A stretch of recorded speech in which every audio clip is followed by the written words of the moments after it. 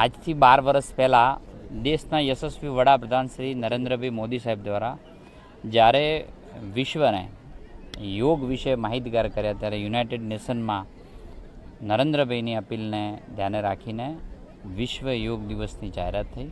તેના આજે 12 વર્ષ પૂર્ણ થયા. આજે 12મો વિશ્વ યોગ દિવસ અને તેમાં માન્ય નરેન્દ્રભાઈ મોદી સાહેબ દ્વારા પશ્ચિમ બંગાળની ધરતી ઉપરથી આજે પૂરા ભારતની અંદર વર્ચ્યુઅલી રીતે આખા દેશને જોડવાનો પ્રયાસ કર્યો છે.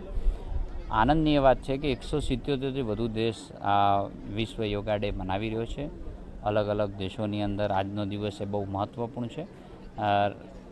ગુજરાતની અંદર માન્ય મુખ્યમંત્રી સાહેબના નેતૃત્વની અંદર તમામ રાજ્યની અંદર આજે વિશ્વ યોગ ડે ઉજવાઈ રહ્યો છે. આજે એ નિમિત્તે બનાસકાંઠાની અંદર જિલ્લા કક્ષા વહીવટીતંત્ર દ્વારા આજે પાલનપુર મુકામે પોલીસ પરેડ ગ્રાઉન્ડમાં ઉજવાયો છે.